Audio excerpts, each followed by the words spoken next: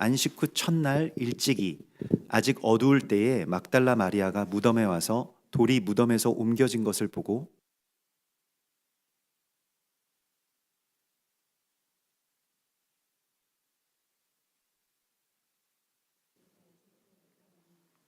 베드로와 그 다른 제자가 나가서 무덤으로 갈새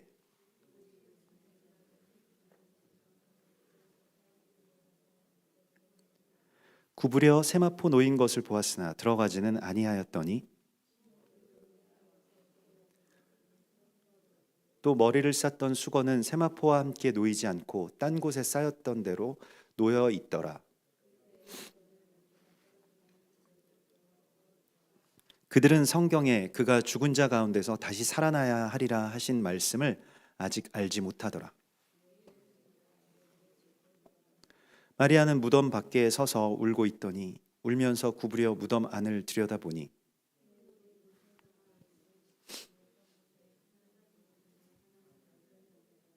천사들이 이르되 여자여 어찌하여 우느냐 이르되 사람들이 내 주님을 옮겨다가 어디 두었는지 내가 알지 못함이니이다.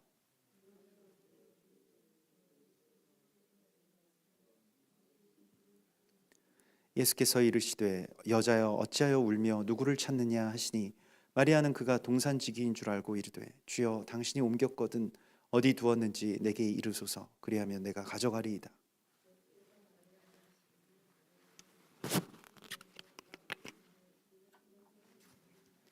예수께서 이르시되 나를 붙들지 말라 내가 아직 아버지께로 올라가지 아니하였노라. 너는 내 형제들에게 가서 이르되 내가 내 아버지 곧 너희 아버지 내 하나님 곧 너희 하나님께로 올라간다 하라 하시니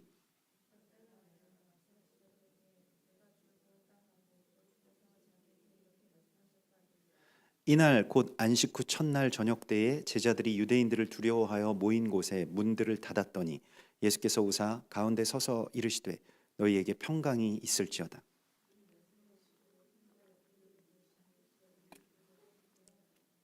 예수께서 또 이르시되 너희에게 평강이 있을지어다. 아버지께서 나를 보내신 것 같이 나도 너희를 보내노라.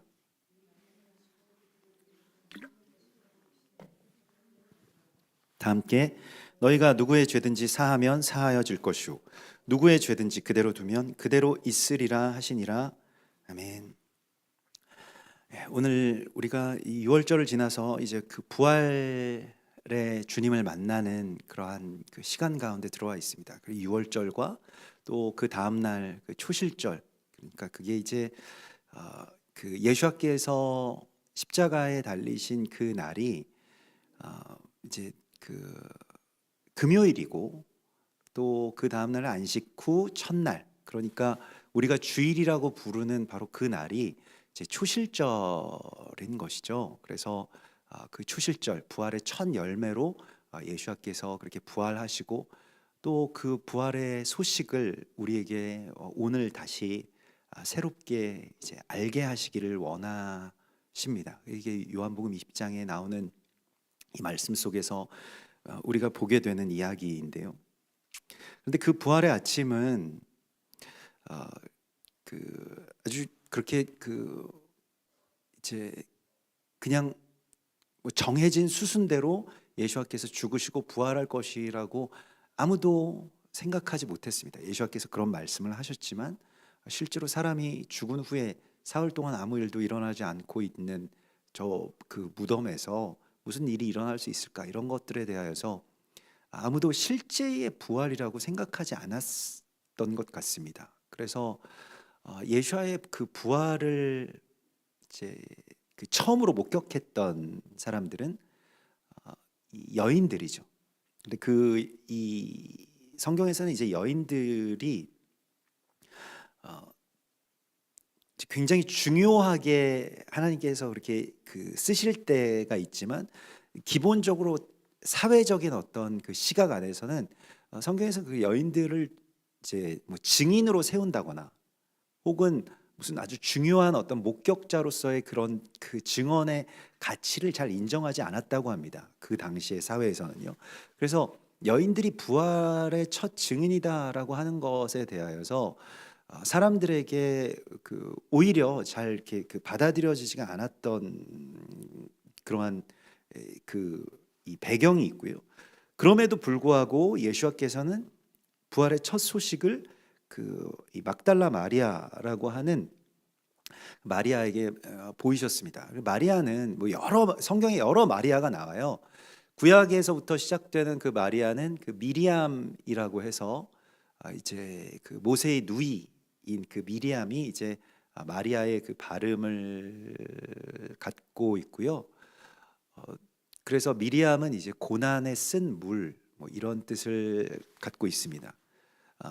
그 고난에 쓴 물들을 우리가 바라보게 되면 이제 그런 그 삶에 있어서 이제 좀 아주 고통스러운 어떤 해산하는 여인으로서의 그런 교회, 또 그러한 어머니의 모습이 이제 마리아에게 있죠. 그래서 예수와의 어머니도 마리아이고, 또 모세의 누이도 마리아이고, 부활의 첫 소식을 목격했던 여인도 마리아입니다.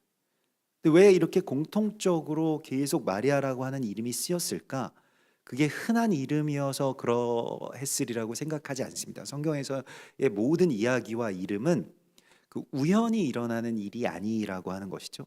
그래서 마리아라고 하는 그 이름은 결국 예수와의 고난을 그 몸에 채우고, 또 예수와를 해산하는 그 해산의 고통을 기꺼이 감내해내는 교회와 우리 성도들의 이름이기도 합니다.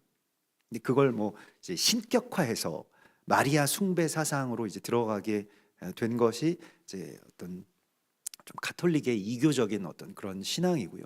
사실 마리아라고 하는 것은 이제 성경에서 우리 교회를, 그리고 우리 성도들의 삶을 그렇게 나타내는 그런 이름으로 그렇게 주어졌죠. 그렇기 때문에 부활의 첫 소식, 가장 기쁜 소식을 주님께서 누구에게 먼저 말씀하시고 싶어 하시는가? 바로 울고 있는 그 슬픔과 또 몰약에 쓴 물과 같은 삶의 어떤 그런 쓰디쓴 고난의 물들이 계속해서 그렇게 이 뿌리 깊은 곳에서부터 빨아들여지고 있는 그러한 고난 가운데 있는 성도들의 삶 가운데 주님이 부활의 기쁜 소식으로 이 아침에 가장 첫 기적을 우리 앞에 행하시기를 원하십니다. 그래서 오늘 그 무덤가에서 울고 있는 마리아의 이야기로부터 부활의 이야기가 시작이 되는데요. 무덤가에서 울고 있는 마리아는 무엇 때문에 울고 있는 것일까요? 왜 그 무덤에서 울고 있니? 이렇게 이 주의 천사가 물어보죠. 너희는 왜 여기에 울고 있느냐? 그래서 흰 옷 입은 두 천사가 예수께서 계셨던 그 무덤에 서서 여자여 어찌하여 우느냐 이렇게 묻습니다. 그래서 오늘 주님께서도 여러분들에게 좀 물으십니다. 어찌하여 우느냐 이렇게 물으시죠. 너희는 어찌하여 우느냐. 오늘 주님께서 여러분들에게 묻고 계신 바로 그 질문입니다. 여러분들은 무엇 때문에 우십니까? 또 무엇 때문에 울어본 적이 있으신가요? 또 어쩌면 그 눈물샘도 이제 세월이 지나고 무뎌지면서 점점 마르게 되어서 이제는 눈물이 나오지 않지만 그 마른 눈물을 삼키는 그런 눈물이 우리의 삶 가운데도 있을지 모르겠습니다. 어찌하여 우느냐? 주님께서는 우리에게 묻고 계십니다. 무엇 때문에 우는지. 우리가 무엇 때문에 운다라고 하는 것은 그것을 내가 가장 사랑했고, 또 내가 그것 때문에 가장 아팠고, 또 그것으로 인해서 내가 가장 실망했고, 그것을 의미하는 것이죠. 내가 무엇을 위해서 우는지, 내가 누구를 위해서 우는지, 내가 어떤 일들 때문에 우는지를 주님께서는 우리에게 묻고 계십니다. 여러분들은 무엇 때문에 울고 계십니까? 그래서 또 다른 측면에서 내가 무엇 때문에 운다라고 하는 것이 어쩌면 나의 주님일 수 있겠습니다. 내가 그것 때문에 운다라고 하는 것이요. 그게 나의 어떤 감정과 또 기억과 지금 현재의 모든 것들을 어쩌면 지배하고 있는 주일지도 모르겠습니다. 오늘 마리아는 그 무덤가에서 그 빈 무덤 때문에 울고 있습니다. 사라진 시체 때문에. 예수와의 시체가 사라진 그 무덤에서 울고 있는 마리아처럼 우리의 이 눈물도 원래 있지 않은 것을 위해서 울고 있지는 않은지를 다시 한번 생각해 보라고 말씀을 하시고 있습니다. 우리가 울고 있는 그것, 우리가 울고 있는 그 이유, 그것이 빈 무덤과 같은, 또 이미 부활하신 예수님에도 불구하고 죽으신 줄 아는 것과 같은 일종의 착각, 또 현실이 아닌, 진짜가 아닌 것 때문에 우리가 울고 있지 않은지에 대하여서 주님께서 다시 한번 바라보라고 말씀을 하시고 있습니다. 나의 눈물이 헛된 것을 위해서 울고 있는 것을 돌이키는 것이 바로 부활의 생명입니다. 우리가 부활이라고 하는 것을 계속해서 나눌 적에 어제도 나누었던 것과 같이 계속 부활에 대해서 하나님께서 우리에게 말씀하실 때에는 이게 어떤 그 육신이 죽어서 환생하는 그런 개념이 아닌 거예요. 우리는 죽음에 대한 두려움, 인간 모두가 갖고 있는 어떤 죽음에 대한, 사망에 대한 두려움과 또 그 공포, 또 사후에 대한 어떤 그런 이야기들 속에서 계속 우리가 부활이라고 하는 것을 조금 어떤 그런 그 무덤에서 시체가 일어나는 것 같은 그런 부활로 계속 그렇게 그 이제 착각하고 있죠. 무덤에서 그 뼈들이, 해골 뼈들이 일어나서 다시 육체로 나온다라고 하는 것은 물론 주님께서 마지막 날에 또 부활의 최종적인 시점에서는 그 일들을 이루실 것이라고 성경에 말씀하고 있고 저도 그것을 믿습니다. 그러나 다만 부활이라고 하는 것을 그런 환생 개념으로만 그렇게 허비한다라고 한다면 부활의 이 실체는 우리가 전혀 모르게 되는 것입니다. 그리고 그것을 우리가 누리지 못하게 되겠고요. 그래서 부활이라고 하는 것은 그리스도 예수아가 내 안에서 사시게 될 때 그게 바로 곧 부활이다라고 하는 것을 계속해서 우리가 이 부활의 소식을, 기쁜 소식을 나눌 때마다 계속해서 나누고 있습니다. 그게 얼마나 기쁜 일인가요? 예수아께서 내 안에서 사시는 것이 부활이다라고 하는 거죠.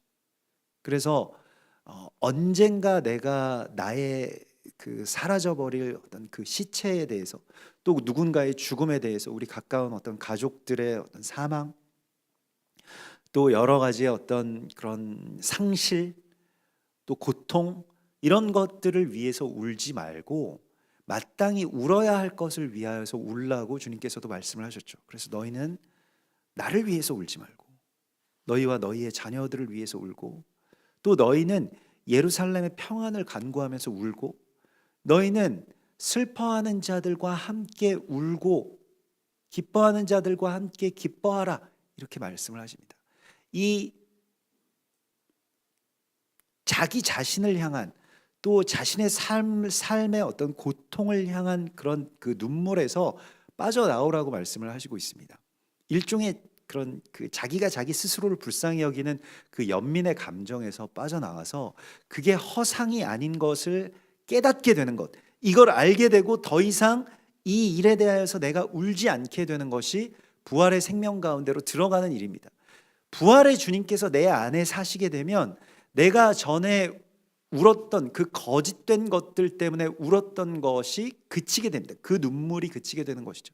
그래서 주님께서는 우리에게 그 눈물을 그치게 해주시는 주님으로서 우리 가운데 다시 부활하신 것입니다.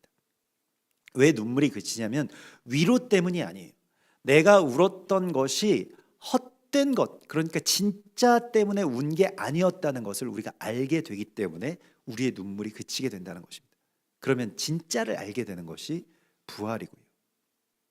그래서 그 눈물을 우리가 그치게 된다고 말씀을 하시고 있습니다. 나는 왜 그 무덤에서 울었을까? 내가 울고 있는 그 무덤에 그 죽은 시체, 때문에, 시체가 없어졌다는 것 때문에 내가 우는 것과 같은 그러한 헛된 눈물을 거두는 것, 그것이 부활의 승리이고 우리의 삶 가운데서 주님이, 부활하신 주님이 나타내실 승리라고 말씀을 하시고 있습니다. 이제는 내 눈물을 거두라. 주님께서는 오늘 이 아침에 우리에게 이렇게 말씀을 하십니다. 내가 그것 때문에 울어야 될 사람이 아니라고 말씀을 하세요. 그것, 내 형편과 또 나의 어떤 처지나 내가 잃어버린 것들 때문에 울어야 될 상황이 아닌 것을 우리에게 알게 하십니다. 그게 바로 부활의 생명, 부활의 주님의 이야기인 것이죠. 그래서 삶에 있어서 이 잃어버린 그 시체 때문에 울지 말라고 말씀하시면서 그 허상에서 빠져나오는 진짜 참된 삶과 또 진짜로 울어야 될 그 일들에 대하여서 우리가 울게 되는 것, 마땅히 울어야 될 것에 대하여서 이제는 눈물을 흘릴 수 있게 되는 것, 이것을 우리에게 이야기를 하시고 있습니다. 그래서 참된 주님께서 나타나셨을 때 마리아의 눈물이 거두어지죠. 오늘 16절과 17절을 보면 예수와께서 마리아야 하시거늘 마리아가 돌이켜 히브리 말로 라보니 하니, 이것은 예수와께서 항상 마리아를 부르시던 그 음성으로 부르신 것입니다. 그래서 부활하신 예수와를 바라보는 것은 어떤 시각적인 이야기가 아니었습니다. 이건 굉장히 영적인 계안이 이루어져야 부활하신 예수와를 보게 되죠. 우리가 부활하신 예수와께서 곳곳에서 동시다발적으로 나타나시고 문이 다 닫혀 있고 창이 다 닫혀 있는데도 오늘 이 본문에도 갑자기 예수와께서 그 가운데에 계시고 이런 일들이 일어나잖아요. 예수와께서 육체로도 계시고 영으로도 계시고 공간과 시간을 초월하시는 이 부활의 생명을 우리에게 보여주시고 있습니다. 그런데 그 부활의 생명이라고 하는 것은 이제 그 엠마오로 가는 두 제자들도 예수와 한참 동안 그렇게 걸어갔는데, 이 엠마오라고 하는 곳이 그 예루살렘 그 성전에서 약 한 30km 정도 떨어져 있는 곳입니다. 꽤 멀리 떨어져 있는 곳이에요. 우리로 치면 여기 용인에서 서울 정도 되는 그런 거리일 겁니다. 차로 한 30분 정도 거리니까요. 지금도 이제 그 엠마오로 가는 길이 있는 그곳을 우리가 가보면 우리는 이제 이스라엘 갈 때마다 예루살렘 쪽 숙소를 정할 때 꼭 그 엠마오 근처에 이제 키부츠, 메시아닉 유대인 키부츠의 그 호텔로 많이 가곤 했습니다. 근데 그 부근이거든요. 한 30분씩 걸려요. 차로도요. 꽤 오랜 길을 그렇게 걷고 있는 겁니다. 근데 같이 걷고 있는 이 예수와를, 부활하신 예수와를 그 제자들이 알아보지 못하죠. 눈에 보인다고 해서 부활하신 예수와가 내 눈에 보이는 게 아닙니다. 이 부활하신 예수와를 만난다라고 하는 것은 일종의 어떤 그 영적 계안이 이루어져야 되는 것이고요. 그리고 그것을 알아볼 수 있는 우리에게 있어서 주님께서 내 안에서 나타나실 수 있다라고 하는, 또 지금 내 앞에 주님이 나타나신다라고 하는 그 기대와 믿음이 우리에게 굉장히 필요한 거예요. 그걸 우리가 알아야 됩니다. 그래서 내 눈앞에 주님이 나타나실 때에 알아보지 못하였던 많은 제자들과 지금 이 마리아도 마찬가지였죠. 주님의 앞에 계신데, 그런데 음성을 듣습니다. 그래서 마리아야라고 하는 그 음성에 이 반응을 하죠. 그러니까 양은 그 목자의 음성을 아는 거예요. 우리도 소리로 먼저 아는 것입니다. 주님의 음성을요. 부활의 소식, 그 주님의 음성을. 그래서 우리가 갖고 있는 그 이러한 이 모든 이 전에 있었던 그냥 사망까지, 우리의 인생은 그냥 끝이다, 사망으로 그냥 끝나는 것이다 라고 하는 것을 그 뛰어넘는 어떤 그 이야기는 시각적인 것도 마찬가지입니다. 그래서 이 세상의 모든 사람들, 특별히 우리의 이 어린 다음 세대 우리 자녀들을 보면 진짜가 아닌 것에 점점 지쳐가는 것이죠. 그래서 우리 지난 6월절에 같이 세데르를 같이 했던 그 요엘 젤스키한테도 제가 예배 전에 이렇게 같이 식사하면서 이런저런 이야기들을 하다가 이제 그 어떻게 다음 세대 품게 되고 다음 세대 사역을 하게 되었는가, 이런 것들에 대해서 이야기를 했을 때 어, 자기도 그 10대 시절에 진짜가 아닌 것에 너무 지쳤었다는 거예요. 가짜에. 그래서 지금 이 10대들은 이 SNS도 사실은 진짜가 아니고, 또 게임도 진짜가 아니고, 미디어에 보여지는 그 화려한 그런 모든 삶과 뭐 아이들들의 뭐 어떤 그런 이야기들과 그 모든 것들도 다 진짜가 아닌 세상에 살고 있다는 거예요. 그럼 진짜는 뭐냐? 진짜를 누구나 사람들은 다 찾고 싶어하고 갈망하고 싶어하는데 다 허상. 그러니까 뭐 말 그대로 버추얼 리얼리티 시대에 우리가 살고 있는 가상현실처럼 느껴지는 이 모든 세상이 진짜가 점점 사라지고 있는 이 시간 속에서 정말로 우리의 자녀들이 진짜이신 그 리얼이신 주님을 만나게 되면, 예수와를 만나게 될 때 그제서야 비로소 자신들이 발을 붙이고 사는 그 세상을 사랑할 수 있게 되고, 또 그 세상에서 살아갈 힘을 얻게 되는 것을 자기가 먼저 경험을 했다는 거예요. 자기 여러 가지 어떤 영적인 체험에서. 그런데 진짜를 어떻게 알게 되느냐?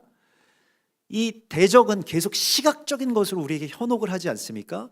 그런데 진짜를 우리가 알게 되는 것은 주님의 음성을 우리가 들으면서, 또한 성령이 내 안에 임하실 때, 아, 하나님이 정말로 살아계시는구나, 하나님을 진짜로 경험할 수 있는, 체험할 수 있는, 감각할 수 있는 그러한 하나님으로 우리에게 하나님이 찾아오십니다. 그것이 부활의 주님이세요. 그래서 부활의 주님이 이 도마에게는 찾아오셔서 내 옆구리에 손가락을 넣어봐라, 근데 이 뚫린 이 손바닥과 찔린 창허리에 찔린 이 옆구리의 이 상흔에 너의 손가락을 넣어보라고 말씀을 하시죠. 이걸 감각하게 해주시는 것이 부활의 주님이십니다. 그런데 조금은 어렵게도 오늘 예수와께서 처음 만나신 마리아에게는 이렇게 말씀하십니다.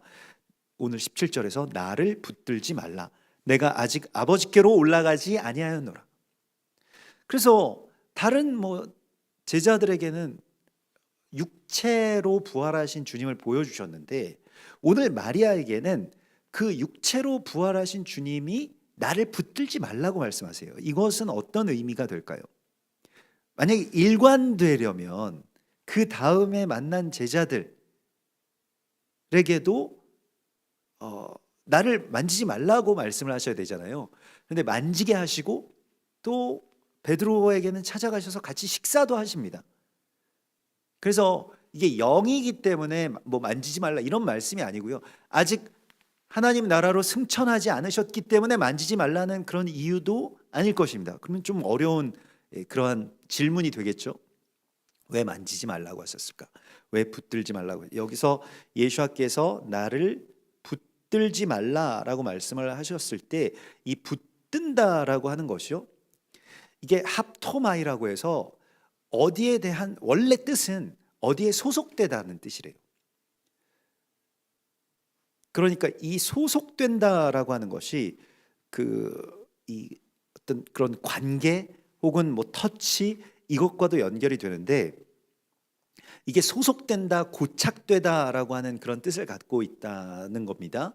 근데 예수와께서 지금 마리아에게 보여주시고자 했던 부활은, 예수아가 그래 그러면 그 시신이 잃어버린 게 아니라 예수아께서 그 육체로 다시 부활하셨다, 이 소식에 멈추는 것이 아니었다는 것을 의미합니다. 마리아는 그것만 있어도 자기가 위로를 받고, 이제는 그러면 예수아께서 우리도 그 돌아가신 누군가가, 내가 정말 사랑하는 돌아가신 분이 다시 살아난다면 그대로 우리가 행복하겠죠. 그런데 예수아께서는 이 마리아의 이 마음을 아셨어요. 그래서 부활은 거기서 그쳐서는 안 돼, 이렇게 말씀을 하시고 있는 것입니다. 부활의 생명이라고 하는 것은 그냥 내가 이 예수아라고 하는 어떤 육신이 다시 되살아나셨다, 그 한 분의 부활에서 그쳐서는 부활이 완성이 안 되는 것입니다. 그 부활은 결국에는 예수아의 생명이 내 안에서 사시는 데까지 나아가야 부활이 성취되는 것이기 때문에, 너는 나의 육체에 속하지 말라라고 말씀을 하십니다. 마리아와 예수와는 그냥 어떤 그런 그 육신의 생명과 생명의 어떤 그런 관계가 이미 있었기 때문에 그 관계만 회복된다라고 한다면 마리아에게는 그게 위로였을지 몰라도 예수와께서는 그것이 너에게 참된 부활의 소식이 아니야 라고 말씀을 하시고 있는 것입니다. 너는 나의 육체에 속하지 말라. 내 시신에 집착하고 내 육체에 집착하고 나의 어떤 육신적인 삶, 또 너의 육신적인 삶, 이 히브리어로 바사르라고 불리워지는 그 육신의 삶에서 벗어나라고 말씀을 하시고 있습니다. 여러분, 이 바사르라고 하는 것이 이제 이 창세기에 보면, 창세기 6장에 보면 여호와께서 이르시되 나의 영이 사람과 함께하지 아니하리니 이는 그들이 육신이 됨이라. 그러니까 성령이 계시지 않은 상태의 몸을 육신이라고 표현하고, 이거는 고깃 덩어리와 꼭 같은 것입니다. 그래서 그냥 생령이 들어와 있지 않은 어떤 이 짐승과 같은 상태, 그것을 성경에서는 육신이라고 이야기를 하는 것입니다. 요한계시록에 나오는 그 짐승의 표도 다 마찬가지. 왜 표의 이름이 짐승이겠습니까? 그건 주님의 생명이 내 안에 들어와 있지 않은 어떤 상태를 의미하는 거예요. 그래서 주님의 영이 내 안에 들어오셔서 내 안에서 숨쉬기 시작하고 행동하기 시작해야 그게 부활입니다.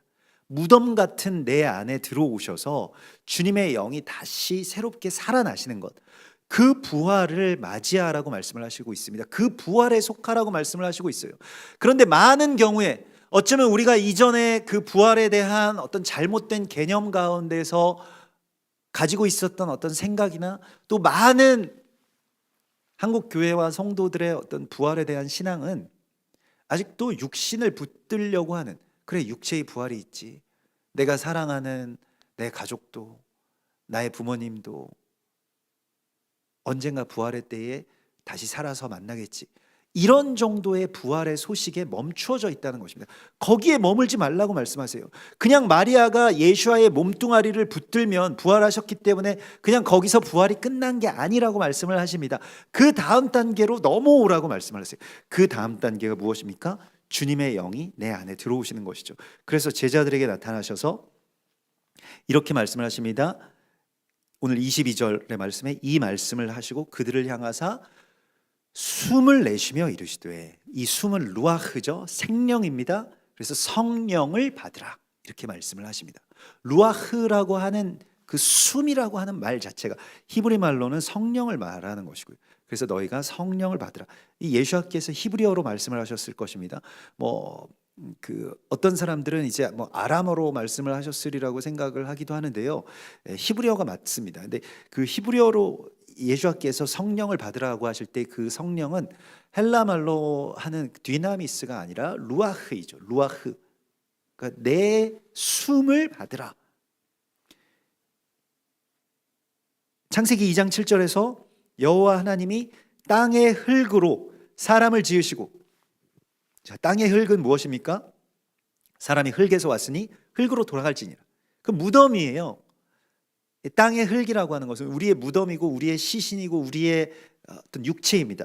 그런데 거기에 그 흙에 생기를 그 코에 불어 넣으시니 사람이 생명이 되니라.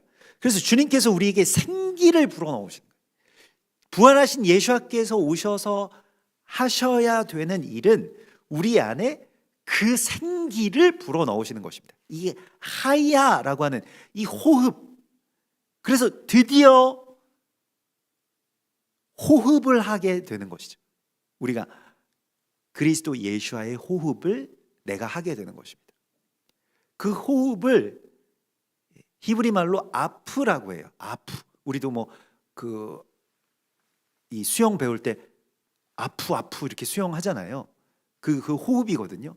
그걸 이제 아프인데, 그러한 이 호흡이 내 안에 들어와서 예수와의 호흡으로 숨쉬게 되는 것. 자, 그러면 어떻게 될까요? 그래서 예수께서 그렇게 너는 내 생명을 받으라. 그래서 사람이 이제 다시 둘째 사망의 해를 받지 않고 생명이 됩니다. 그 생명이라고 하는 것이 결국에 우리가 한번 죽잖아요. 뭐 언젠가는 죽을 겁니다.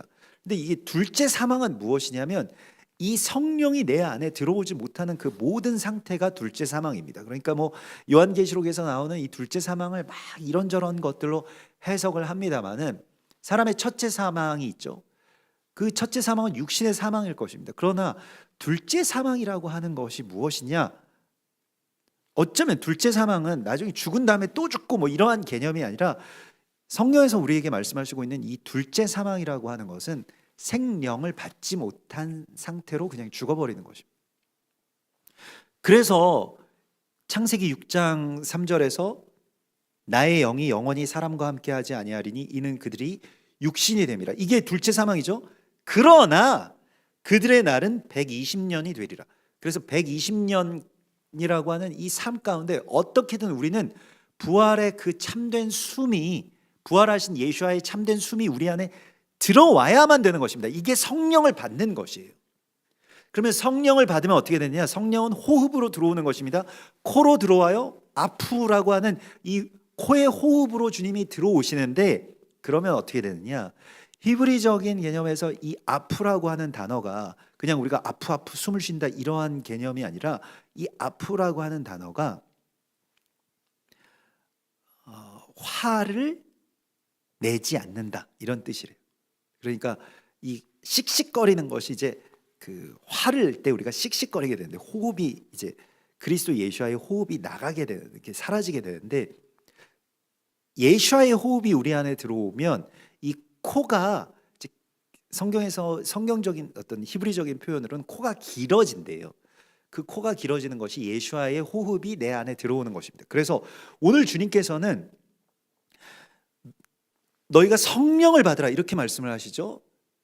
숨을 내쉬면서 성령을 받으라. 그러면 성령 받으면 어떻게 될까요? 성령을 받아 이렇게 말씀을 하시면서 무엇을 말씀하십니까? 오늘 23절에 너희가 누구의 죄든지 사하면 사하여질 것이요 누구의 죄든지 그대로 두면 그대로 있으리라 하시니라. 주님께서 우리에게 성령을 주시고 부활의 생명, 그 생명을 주시는 이유가 있습니다. 처음 생명을 받은 그 아담에게도요, 하나님께서 그 생명을 주신 후에 파송을 하세요.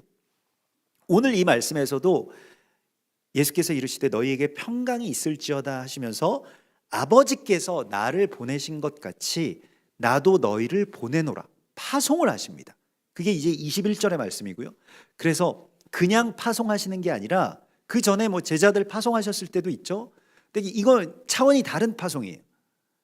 예수와께서 숨을 내쉬면서 성령을 받으라 말씀을 하시면서 사람을 재창조하시는데요, 성령이 내 안에서 호흡하기 시작할 때 어떤 것을 향해서 주님이 우리를 파송하시느냐? 너희가 누구의 죄든지 사하면 사하여질 것이요 누구의 죄든지 그대로 두면 그대로 있으리라. 죄를 사하는 주의 파송이 이 부활의 아침에 이루어지고 있는 것입니다. 오늘 주님께서는, 부활하신 주님께서는 우리를 파송하세요. 성령을 주시면서 파송하십니다. 그래서 죄인들을 찾아가서 그 죄인을 회개시키기 위해서 예수께서 오시지 않았습니까? 아버지께서 나를 보내신 것은 마태복음 9장 13절에 보면 나는 의인을 부르러 온 것이 아니요 죄인을 불러 회개시키러 왔노라 라고 말씀을 하시죠. 죄인을 불러서 회개하게 하시기 위해서 예수께서 오신 것이고요, 예수께서 그렇게 파송되신 것이고요, 우리에게도 그런 파송을 주십니다. 그래서 너희도 가서 죄인들을 사하면, 누구의 죄든지 사하면 사하여질 것이요 누구의 죄든지 그대로 두면 그대로 있으리라. 예수께서 지금 이 파송을 하세요.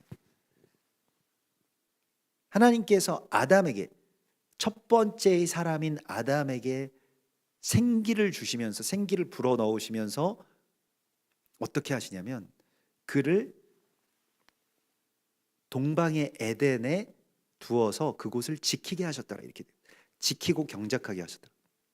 하나님의 동산을, 에덴이라고 하는 하나님의 동산을 지키고 경작하는 자로 아담을 부르셨죠. 그런데 아담은 선악을 판단하는 나무 열매를 취하고 자기 아내부터 판단하기 시작하고, 또 그것을 먹은 그의 후예들은 자기 동생을 판단해서 죽이고, 계속 서로를 판단하고 죽이는 그러한 이 동산을 완전히 망가뜨리는, 하나님의 나라를 완전히 망가뜨리는 이러한 판단과 저주의 늪에 빠져버리게 됩니다.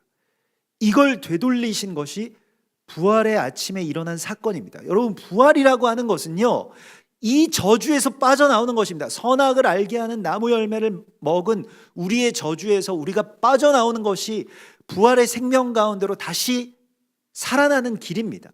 이것은 무엇일까요? 죄인을 불러서 의롭게 하는 것, 그 사명을 하나님께서 우리에게 주셨다고 말씀을 하시고 있습니다. 내가 사는 게 문제가 아니에요. 내가 살고 죽는 게 뭐 그렇게 크게 대수입니까? 하나님께서는 우리에게 첫사람 아담은 생명이 되었다 함과 같이 마지막 아담은, 두 번째 아담 예수와께서부터 우리에게 주시는 이 부활의 생명은 무엇입니까? 살리는 영이 되었느니라. 자기만 사는 영에서는 결국 사망에 이르게 됩니다. 그런데 살리는 영이 되는 것, 그래서 우리에게 주신 예수와의 그 호흡이, 그 숨결이 내 안에서 그들 가운데에 불어넣어지는 것. 그래서 예수와께서 말씀하신 것과 같이, 예수와께서 얼마나 미우셨겠어요, 제자들을. 기도하자고 하니까 겟세마네에서 기도 안 하고 다 자고 있고, 대부분은 그냥 분위기가 이상하니까 다 도망가고, 미리 도망가고, 나중에 도망가고, 허겁지겁 도망가고, 그 정도의 차이만 있을 뿐이지. 또 예수와를 만난 제자들도 얼마나 면목이 없겠어요. 진짜 부활하실 줄은 몰랐지. 그러니까 다 도망갔는데 다시 예수와께서 부활하셨다라고 하는 그런 소식을 듣고 모인 것도 아닙니다. 그냥 유대인들이 이제 자기들을 잡아 죽일까 봐, 어떤 밀란을 진압하기 위해서 밀란 이 우두머리를 죽이면 우두머리만 잡아서 죽이는 게 아니죠. 나머지의 모든 부하들을 다 색출해서 다 죽이겠죠. 그렇기 때문에 유대인들이 어디로 가지도 못하고, 이제 뭐 엠마오로 가는 두 제자는 좀 무명한 제자들이고요. 이 12제자 정도 이 레벨이 되면 어디 도망도 못 가는 겁니다. 그러니까 어딘가에 모처에 그냥 숨어가지고 문을 꽁꽁 닫고 아무도 모르게 그냥 숨죽이고 있는 거예요. 거기에 예수와께서 나타나신 것입니다. 문 다 닫혔는데 아무도 못 보는 그 은신처에 예수와께서 나타나신 것이죠. 그러면 제자들도 얼마나 자기 어떤 혐오감들도 있겠어요. 자책감도 있겠습니까? 근데 예수와께서 너희에게 평안이 있을지어다 라고 하면서 그냥 뭐 제자들 용서해 주신다 마신다 이런 것이 아니라 파송을 하신다는 겁니다. 그래서 제자들에게 나도 아버지께서 나를 보내신 것 같이 이제 나도 너희를 보내노라. 여러분, 부활은 이 파송받는 날입니다. 예수님께서 2000년 전에 살아나셨다라고 하는 소식이 그게 본질이 아니고요. 예수와께서 내 안에서 이제 사시기로 결단하시고 부활하셨기 때문에 이제 부활 생명을 가진 우리 안에서 예수와께서는 사시고 또 우리를 보내십니다. 그래서 너희가 누구의 죄든지 사하면 사하여질 것이고 누구의 죄든지 그대로 두면 그대로 있으리라. 이제는 이 세상, 하나님께서 우리 가운데 주신 이 동산, 그게 우리의 가정이든 아니면 우리의 교회든 우리의 나라든 열방이든 이스라엘이든 주님께서 우리에게 다시 한번 파송하십니다. 아담과 같이 우리의 손을 잡고 가셔서 이제 네가 여기를 지켜야 돼. 내가 너희를 지킨 것 같이, 내가 너희를 끝까지 사랑해서 끝까지 용서하고 지켰던 것과 같이 너희도 이제 여길 지켜야 돼. 이 동산을 지켜 라고 말씀을 하십니다. 여러분들의 삶의 자리를 주님께서 여러분들을 그곳에 두셨다라고 말씀을 하십니다. 그래서 그곳에서 여러분들이 죄인을 용서하고 또 그 죄인을 그냥 내가 용서할게 이게 아닙니다. 그를 죄인을 불러서 회개시키는 것은요. 그가 존귀한 주님의 제사장임을 선포해 주는 것. 거기까지 나아가라고 말씀을 하시고 있습니다. 그래서 우리가 유대인들을 만날 때 저는 항상 뭐 이번에도 6월절에 우리 유대인 만났지만은 유대인 그 가정이랑 꼭 제가 하는 말이 있어요. 당신들 제사장이다. 당신들이 우리의 제사장입니다. 열방의 제사장입니다. 당신들이 제사장으로서 쓰셔서 축복해 주시면 우리가 복을 받고 당신들이 우리를 저주하면 우리가 저주를 받습니다. 그게 아브라함과 맺으신 하나님의 언약이고 또 제사장의 언약이지요. 그래서 우리를 축복해 주십시오. 우리를 용서해 주십시오. 우리도 당신을 축복하고 당신을 제사장으로서 존귀한 제사장으로서 세웁니다. 라고 하는 그 고백을 꼭 하거든요. 이게 비단 유대인들에게 뿐이겠습니까? 우리 앞에 주님께서 그 수많은 죄인들 앞에 여러분들을 세우셨습니다. 그리고 그곳을 다시 부활의 기쁜 소식으로, 부활의 호흡으로, 씩씩거리는 내 분노의 호흡이 아닌 부활의 그 긴 호흡으로 성령이 내 안에 들이마셔지고 주님의 말씀과 기도로서요. 그리고 내 안에서 축복으로 나아가게 되는 그 부활의 호흡이 여러분들 안에 임하셨음을 주님의 이름으로 선포합니다.